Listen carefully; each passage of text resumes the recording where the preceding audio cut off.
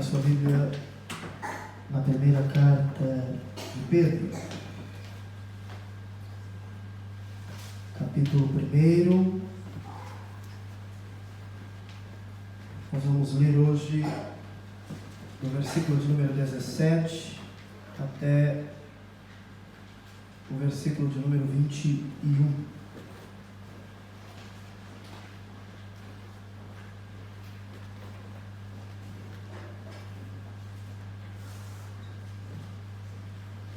Nos diz assim a palavra do Senhor: E se invocais por Pai aquele que sem acepção de pessoas julga segundo a obra de cada um, andai em temor durante o tempo da vossa peregrinação, sabendo que não foi com coisas corruptíveis como prata ou ouro que fostes resgatados da vossa vã maneira de viver, que por tradição recebestes dos vossos pais, mas com o precioso sangue de Cristo, como de um cordeiro imaculado e incontaminado, o qual, na verdade, em outro tempo foi conhecido ainda antes da fundação do mundo, mas manifestado nestes últimos tempos por amor de vós.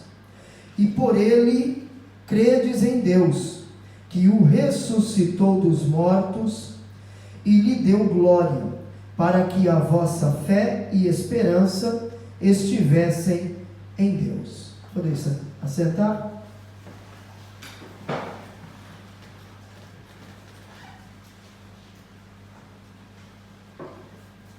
Irmãos,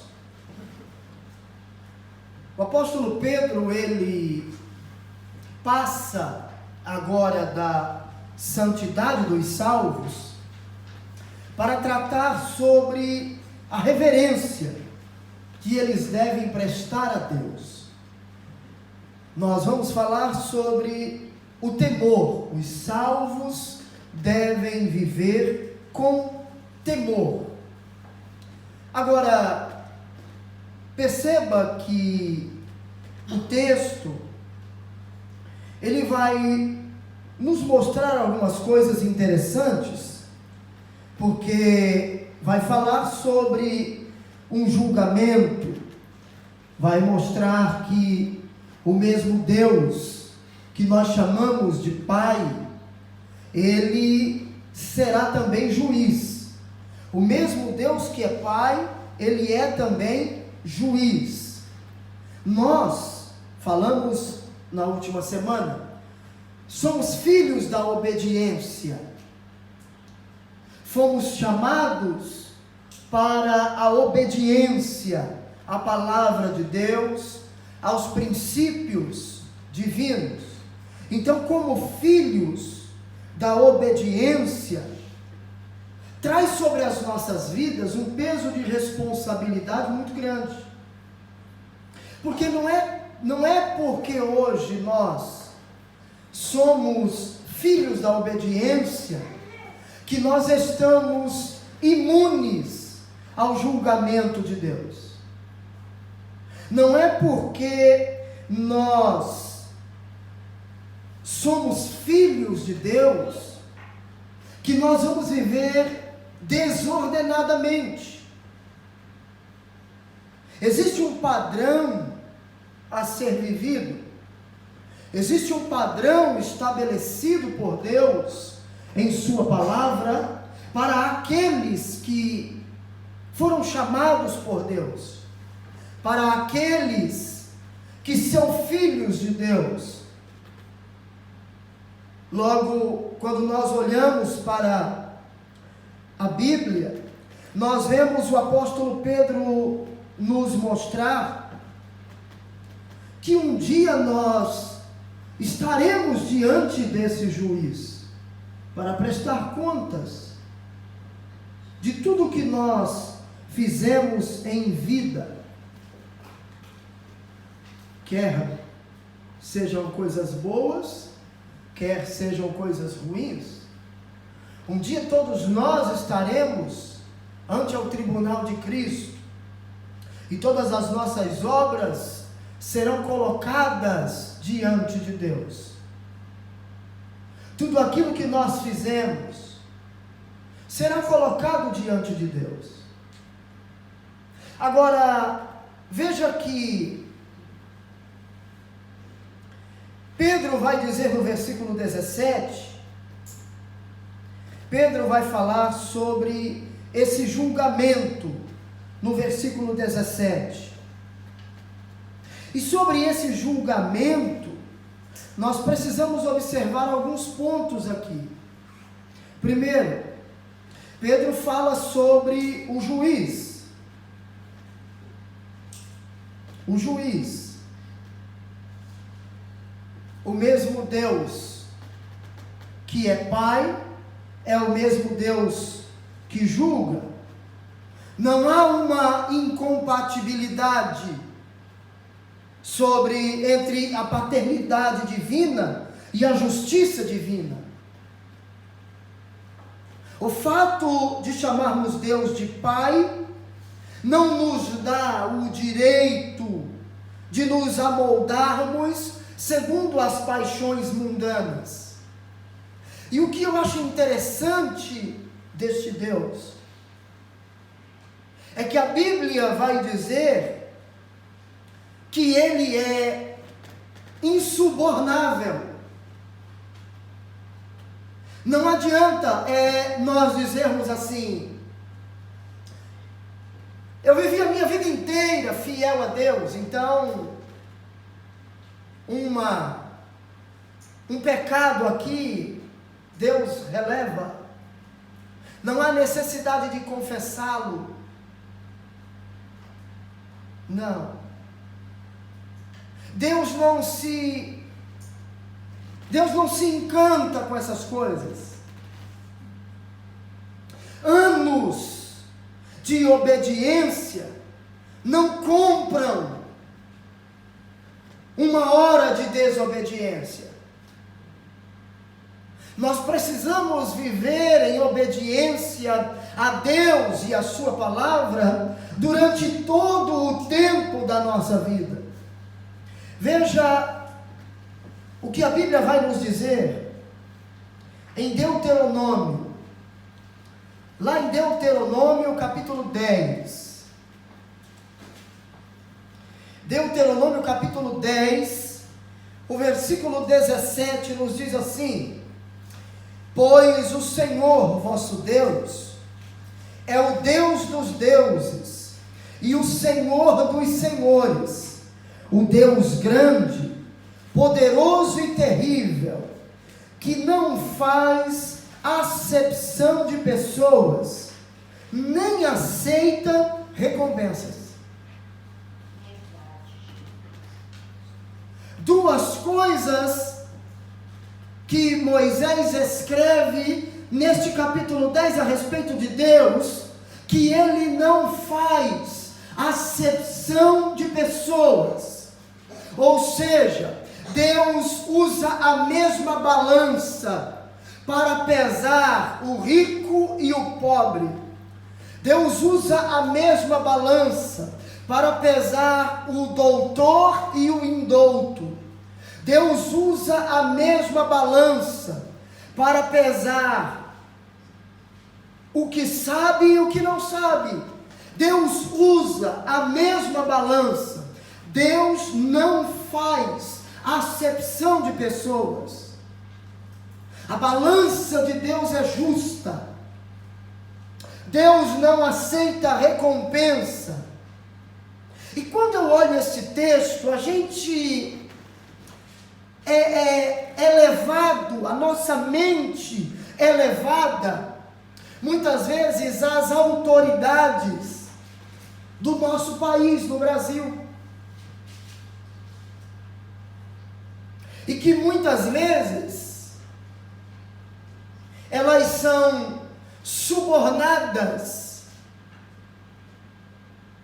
para fazer um julgamento desequilibrado, Uma coisa muito simples e fácil para você entender.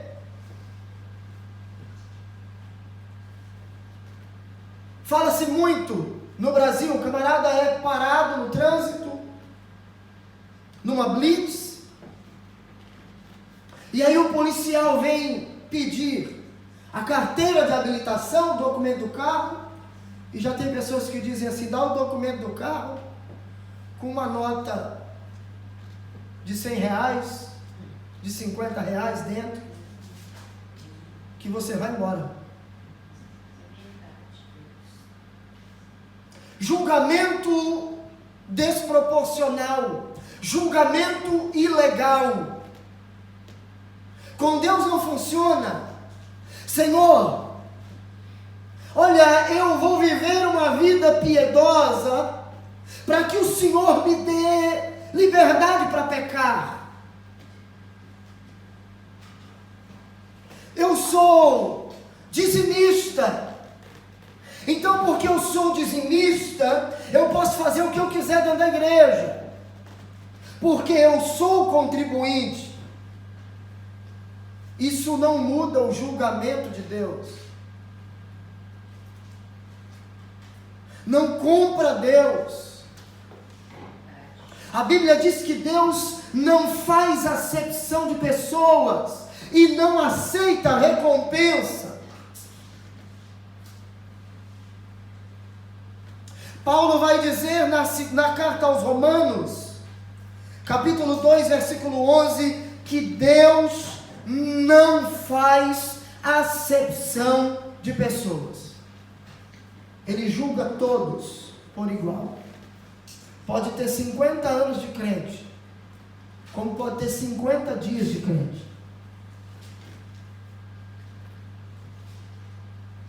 Conhece a Bíblia, é conhecedor das Escrituras, Deus vai tratar da mesma forma. O juiz, ele é sério.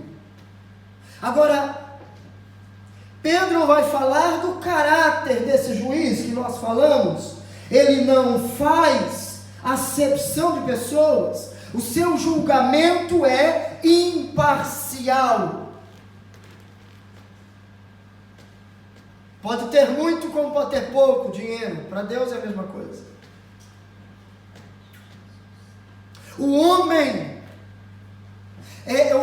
julga segundo as credenciais humanas. Deus não. O homem olha o exterior e então dá um julgamento, faz um julgamento baseado no exterior. Deus não.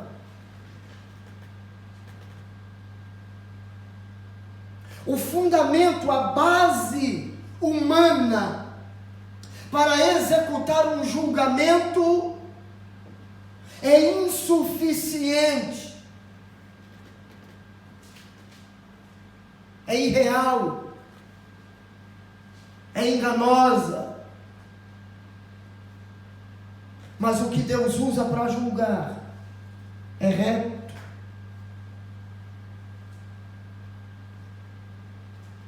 é equilibrado, é proporcional. Tiago vai dizer no capítulo 2, do versículo 1 ao versículo 9, que Deus não faz acepção de pessoas. E Tiago, neste texto, está falando sobre o tratamento com o rico e com o pobre. Que se eu tratar o rico bem e o pobre mal, eu estou pecando. E que Deus não age desta maneira.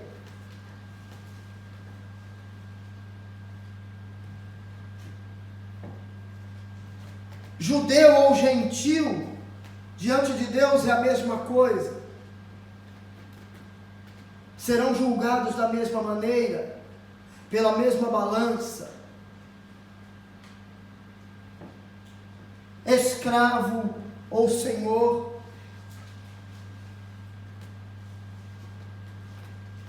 para Deus o julgamento vai ser o mesmo. Agora por quê? Por causa do critério que Deus utiliza para julgar. Por causa do critério que Deus utiliza para julgar. E qual é o critério que Deus utiliza para julgar? Veja aí o versículo 17. Vai dizer que Deus julga segundo a obra de cada um. Não há imunidade, não há inocência, não há preferência. Deus não inocenta o culpado. Veja que nós temos referências bíblicas sobre isso, tanto no Antigo quanto no Novo Testamento. Vamos para a Bíblia para você entender o critério de Deus para julgar. Abra sua Bíblia no livro de Jó.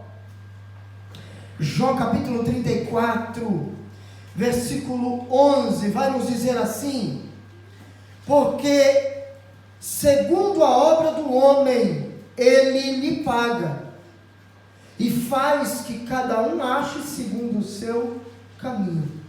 Segundo a obra do homem ele lhe paga. O homem recebe a retribuição segundo as suas ações. Não há justificativa eu dizer: olha, Senhor, eu errei por causa do fulano, então o Senhor tem que tratar com o fulano por causa do meu, não é comigo. Não. Independente de quem está ao nosso lado, independente do momento, da circunstância, nós temos a capacidade de escolher entre fazer o certo e fazer o errado, e Deus vai nos julgar de acordo com a nossa escolha. Salmo 62, verso de número 12. Olha aí o que diz a Bíblia: a ti também, Senhor, pertence a misericórdia, pois retribuirás a cada um segundo a sua obra. Verso 12 do Salmo 62. Livro de Provérbios, de número 24.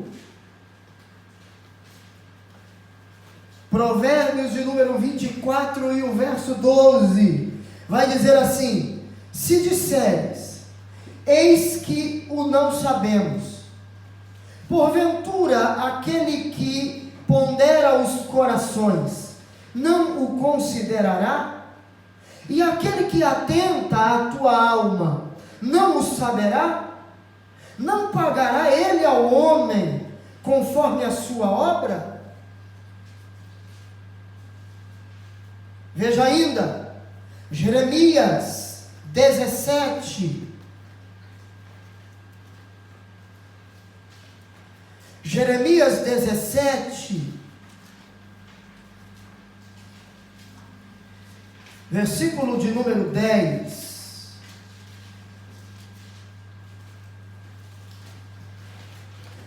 Eu, o Senhor, esquadrinho o coração, eu provo os pensamentos, e isso para dar a cada um segundo os seus caminhos e segundo o fruto das suas ações. Ainda no livro do profeta Jeremias, lá no capítulo 32 e o versículo de número 19: grande em conselho e magnífico em obras, porque os teus olhos estão abertos sobre todos os caminhos dos filhos dos homens, para dar a cada um segundo os seus caminhos e segundo o fruto das suas obras. Deus, por intermédio do profeta Jeremias, está dizendo que os olhos dele estão abertos a todos os caminhos dos filhos dos homens. Ou seja, por onde quer que eu ande, Deus está me vendo. O que quer que eu faça, Deus está me vendo. Tudo o que eu penso, Deus está sabendo. O que eu falo, Deus está ouvindo. E o que Jeremias diz? Que Deus irá nos julgar de acordo com os nossos caminhos e de acordo com o fruto das nossas ações. Não adianta, não há como nos escondermos de Deus. Eu li em todas estas referências do Antigo Testamento para você entender que o pensamento de Pedro, o raciocínio de Pedro, não é obra da sua mente, não é algo que ele inventou, é um princípio divino, estabelecido desde o Antigo Testamento, e que segue-se na Nova Aliança, segue-se o mesmo princípio no Novo Testamento.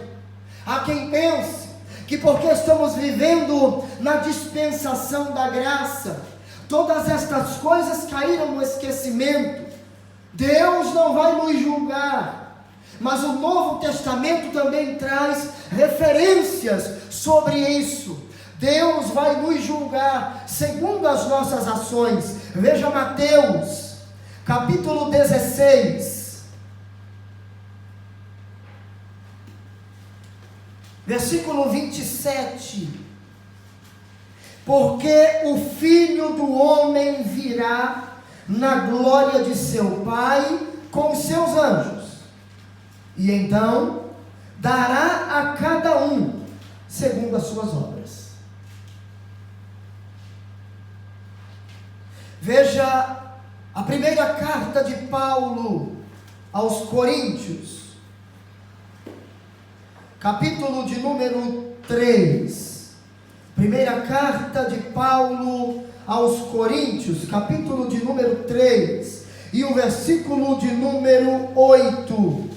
Ora, o que planta e o que rega são um, mas cada um receberá o seu galardão segundo o seu trabalho. Recebeu pouco porque trabalhou pouco. No caso do texto que Paulo está mencionando, fala de recompensa, fala de galardão. Trabalhou pouco, recebeu pouco. Você está bem habituado com essa realidade aqui no Japão. Aqui no Japão, nas fábricas, vocês vivem esta realidade. Já vivemos essa realidade. Ganhamos por horas trabalhadas. Quem trabalha mais horas recebe mais. Quem trabalha menos horas recebe menos.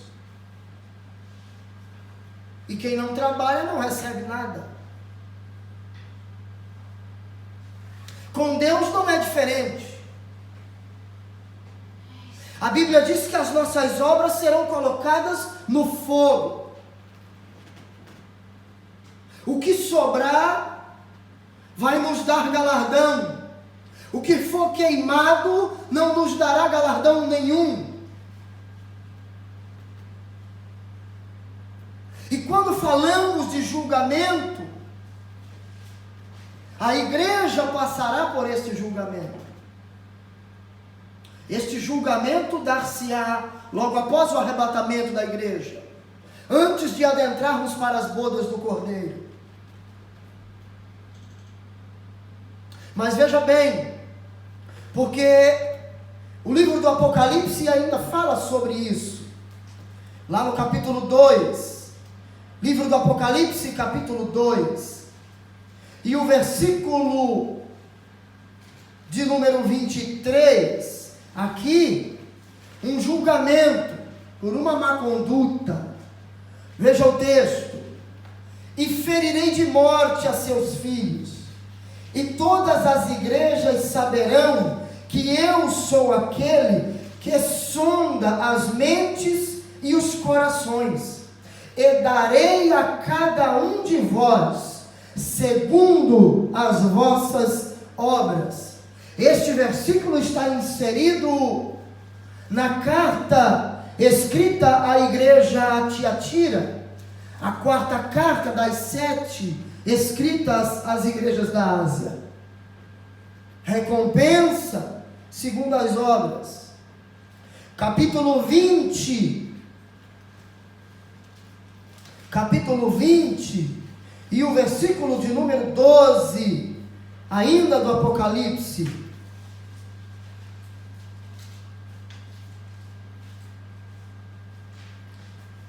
E vi os mortos, grandes e pequenos, que estavam diante do trono, e abriram-se os livros. E abriu-se outro livro, que é o da vida, e os mortos foram julgados pelas coisas que estavam escritas nos livros, segundo as suas obras. Está tudo escrito, está tudo sendo relatado. Não vai ter como fugir, não vai ter como dizer para Deus: eu não fiz isso, o Senhor deve estar enganado.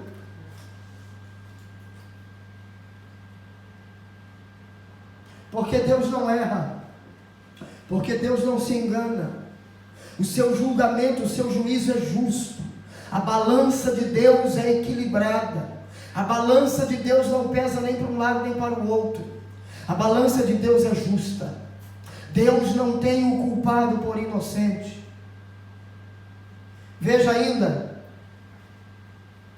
capítulo 22, versículo 12. Eis que cedo venho, e o meu galardão está comigo, para dar a cada um segundo a sua obra. O julgamento será de acordo com aquilo que fizemos. O julgamento será de acordo com as nossas ações, de acordo com as nossas atitudes. Então, se nós invocamos por Pai aquele que sem acepção de pessoas julga segundo a obra de cada um,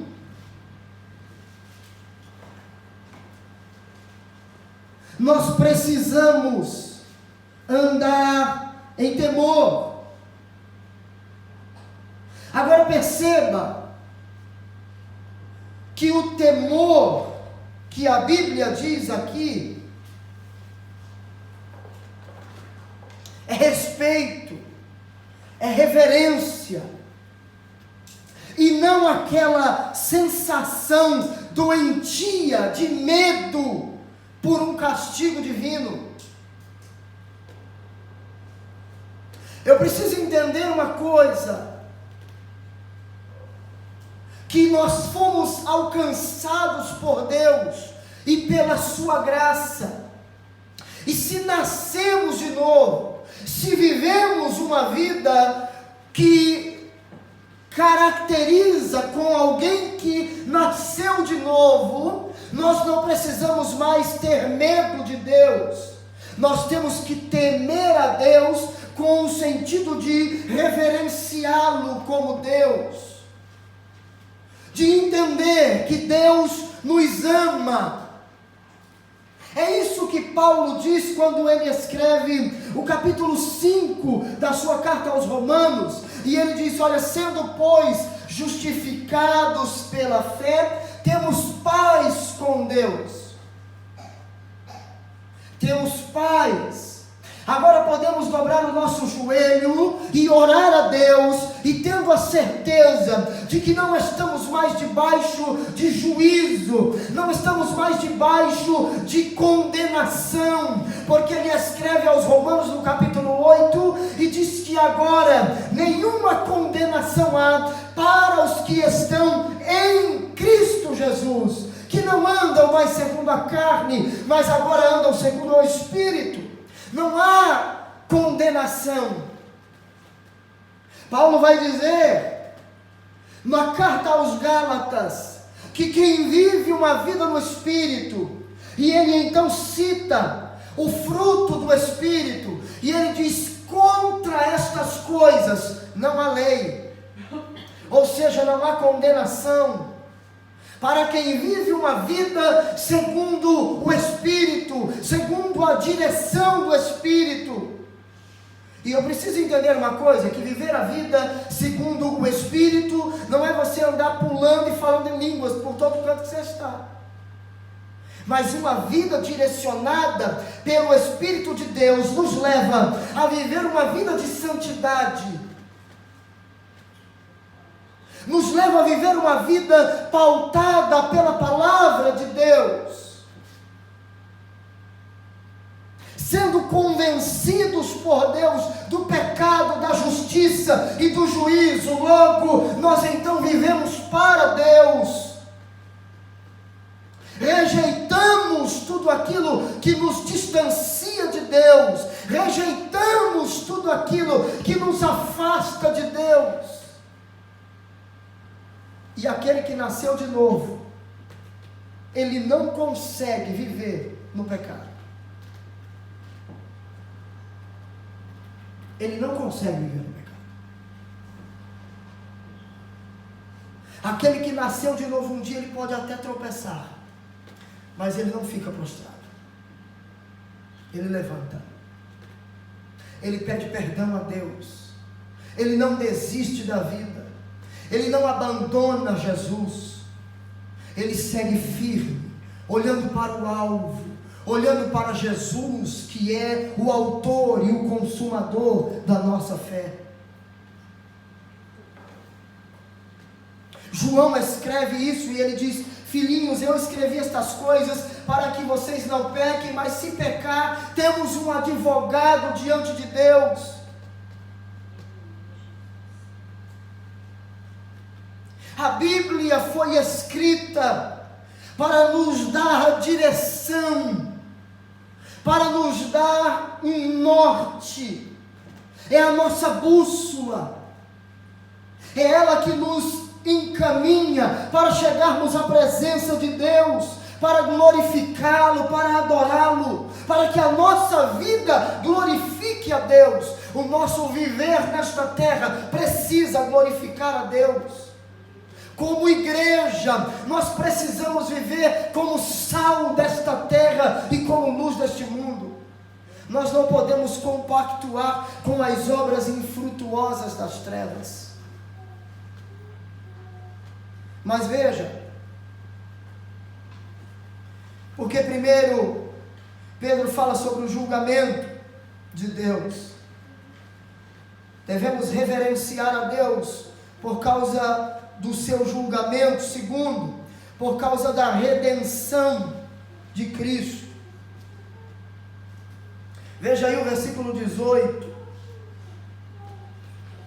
Sabendo que não foi com coisas corruptíveis como prata ou ouro que fostes resgatados da vossa vã maneira de viver, que por tradição recebestes dos vossos pais.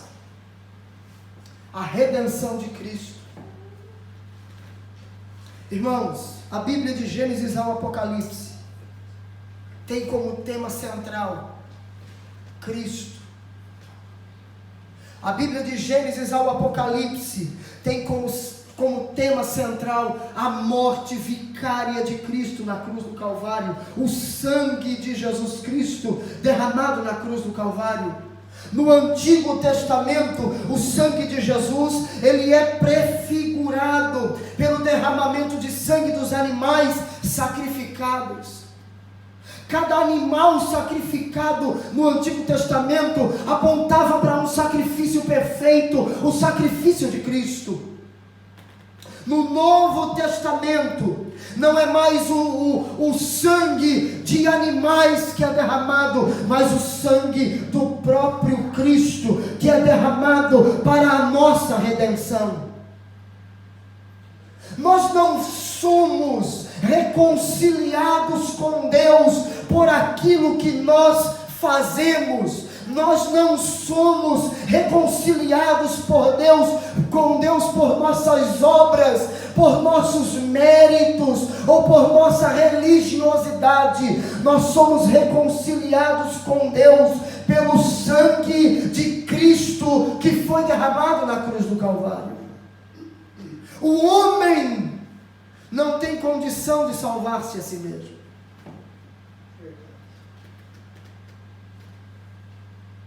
Paulo escreve aos Efésios e diz: pela graça sois salvos, por meio da fé, e isso não vem de vós, é dom de Deus, é dádiva divina, é presente de Deus para nós.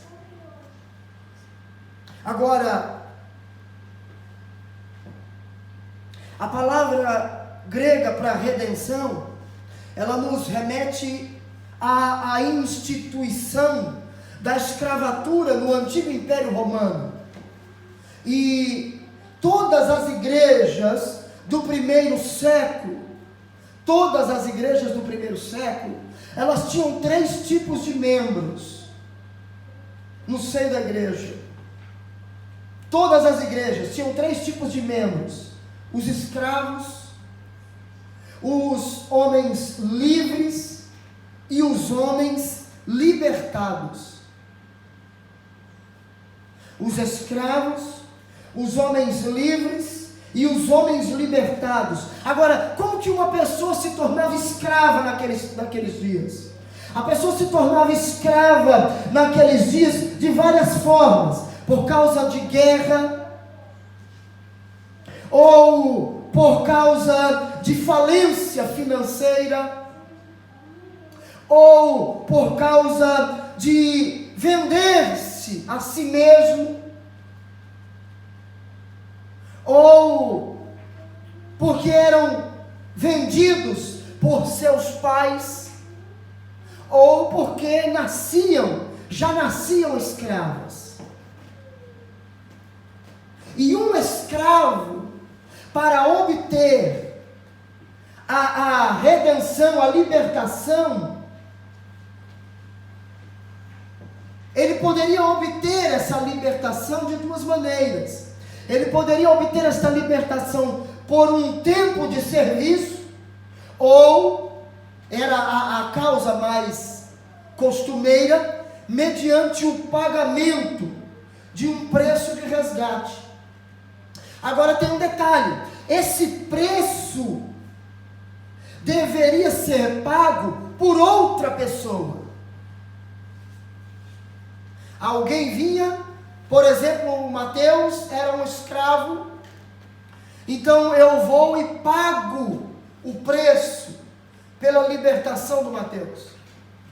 Então o Mateus se tornava uma pessoa livre, um homem libertado. Então, a pessoa libertada era alguém que um dia já havia sido escravo.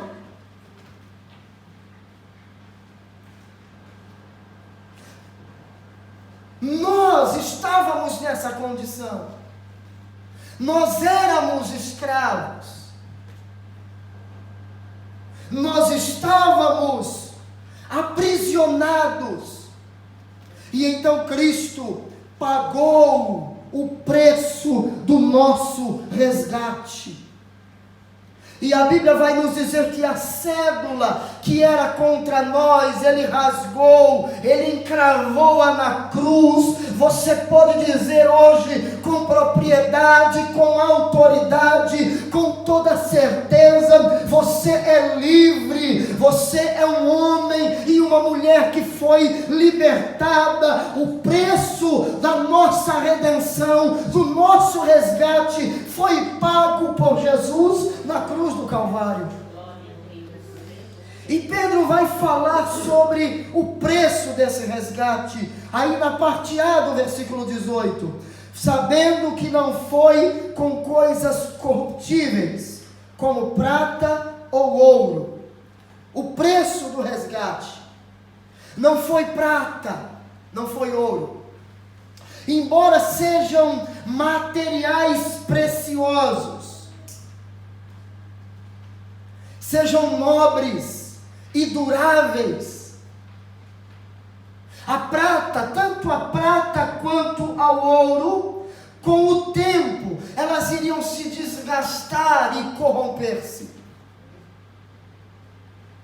E nem que se juntasse todo o ouro do mundo, seria suficiente para pagar o preço da minha vida e da sua vida, da minha salvação e da sua salvação. Sabe, naqueles momentos de batalha,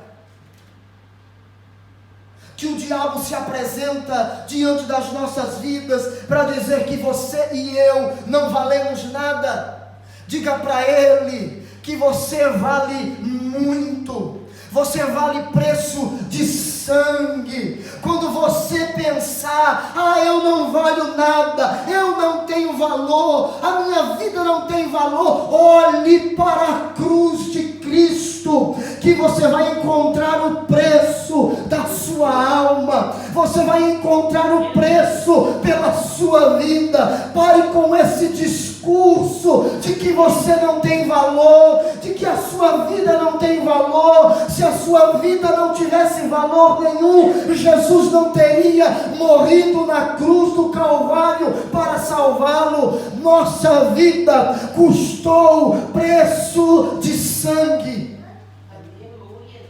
Não foi prata, não foi ouro, não foi coisas corruptíveis, mas foi o próprio sangue de Cristo que pagou o nosso resgate. Agora, qual era a condição destes resgatados? Ora, Pedro vai dizer assim, que não foi com coisas corruptíveis como prata ou ouro, que fostes resgatados da vossa vã maneira de viver. Em algumas traduções vai dizer do fútil procedimento que nossos pais nos legaram. Pedro vai dizer que nós não éramos apenas escravos, mas ele vai dizer que nós éramos pessoas que levavam uma vida vazia, improdutiva, sem propósito, e que era um estilo de vida que passava de geração a geração. Porque Pedro vai dizer que este fútil procedimento, essa vã maneira de viver, nós recebemos dos nossos pais por tradição, cultura familiar. Para quem não nasceu em berço evangélico, a cultura dentro do lar era uma cultura totalmente antibíblica, era uma cultura totalmente maligna, um modo de pensar que não agradava a Deus em nada, e foi desta maneira que nós fomos criados. Foram estas as tradições que nós recebemos dos nossos pais. Aí Pedro vem e diz que Cristo, Ele nos resgatou desse estilo de vida. Pedro vai dizer que Cristo nos arrancou deste modo de vida improdutivo e profano, que desagradava a Deus, que desonrava a Deus. Agora, o que eu acho interessante é que crentes que aceitaram a Cristo, que entregaram a vida ao Senhor, ainda continuam vivendo esta vida de futilidades. Não há mudança, não há novidade de vida. E sabe qual é a situação mais preocupante de tudo isso? É que estamos vivendo como se tudo fosse normal, como se a vida fosse assim mesmo. E ainda usamos a Bíblia para dizer que não está escrito que nos últimos dias o amor iria se esfriar, porque iria aumentar a iniquidade. Ei, irmão, se você foi alcançado por Jesus, a sua vida, a minha vida, precisa ser diferente. A minha vida, a sua vida, precisa ter uma mudança. Precisa haver uma conversão. E conversão é mudança de direção.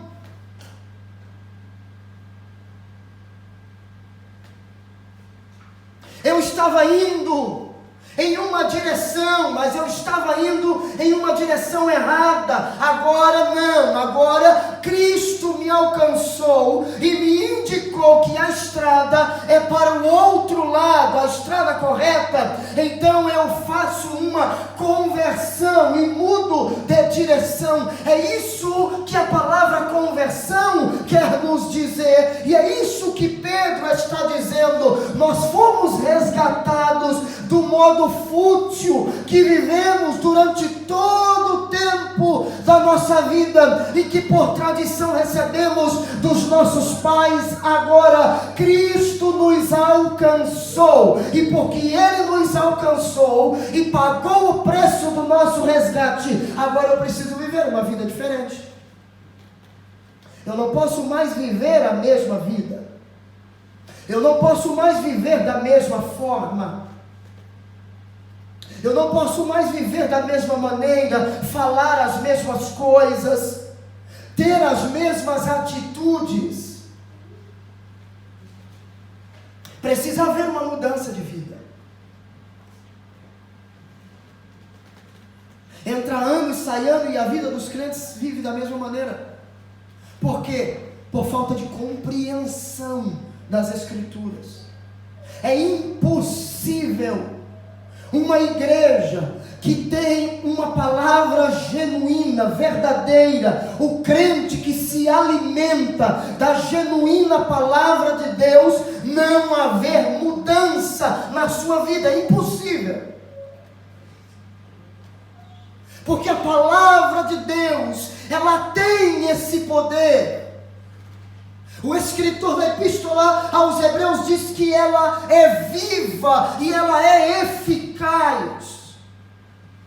Ela é mais penetrante do que a espada de dois gumes. Ela vai na divisão da alma, do espírito, entre as juntas e as medulas, para representar a profundidade da palavra. Aonde ela chega, aonde ela alcança, ela gera mudança em nós, de dentro para fora. É impossível que alguém que tenha contato com as Escrituras, um contato diário com a Bíblia, viva da mesma maneira, não seja transformado por ela.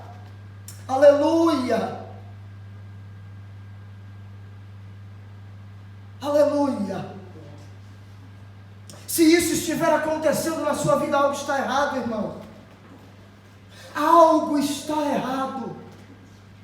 Uma mudança radical precisa acontecer na sua vida. Cristo nos resgatou, e agora eu preciso viver como alguém que foi resgatado. Resgatar, o sacrifício do resgatador. Pedro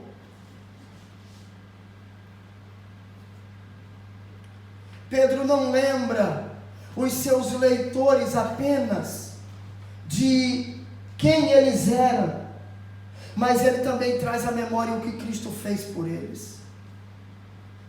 Resgatar significa libertar mediante o pagamento de um preço. Um escravo no Império Romano poderia ser libertado mediante o pagamento de um preço, de uma quantia em dinheiro. Nós fomos resgatados mediante o sangue de Cristo. Agora entenda bem, o plano eterno da redenção, que Pedro fala lá no versículo 20, o qual na verdade em outro tempo foi conhecido ainda antes da fundação do mundo, mas manifestado nestes últimos tempos por amor de vós. Pedro vai nos dizer que antes da fundação do mundo, Cristo já havia sido predestinado a cumprir esta missão. Por quê? Porque o plano de salvação, o plano de resgate da humanidade, não foi um projeto de última hora.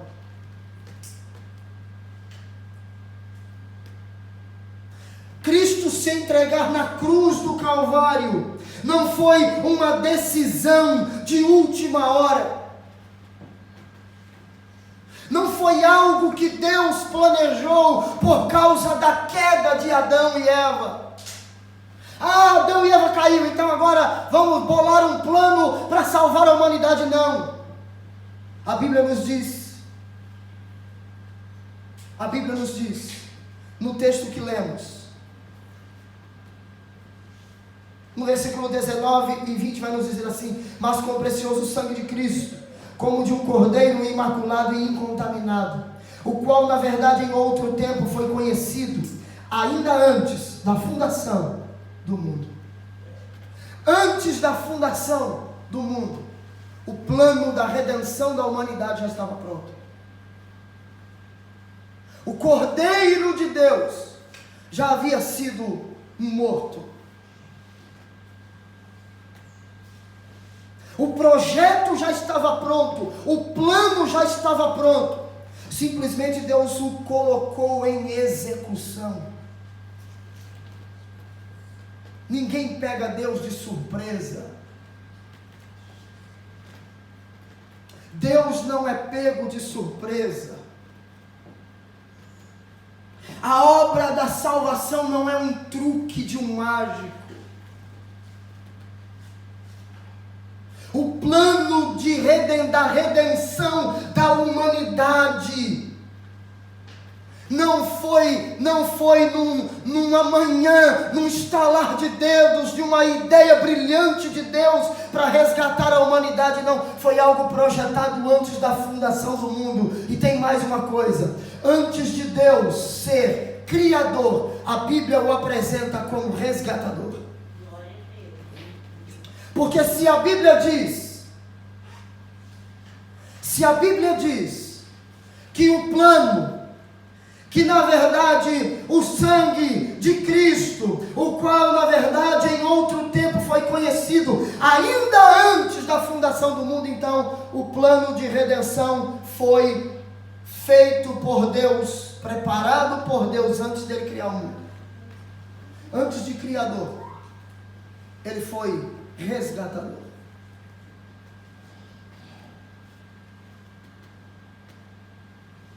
Deus já sabia de tudo.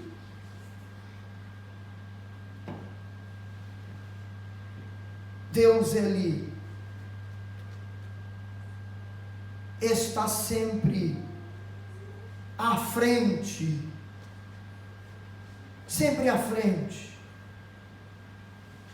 dos projetos do inimigo das nossas almas. Mas por que Deus fez tudo isso? o versículo 20 vai responder. O qual na verdade em outro tempo foi conhecido antes da fundação do mundo, mas manifestado nestes últimos tempos, por amor de vós. Cristo veio ao mundo como cordeiro substituto, por amor de nós. Porque Deus nos amou. Paulo escreve isso aos Romanos, no capítulo 5 e o versículo de número 8, e ele diz que Deus prova o seu amor para conosco, em que Cristo morreu por nós, sendo nós ainda pecadores. O plano da redenção foi feito, foi preparado na eternidade. Para concluirmos,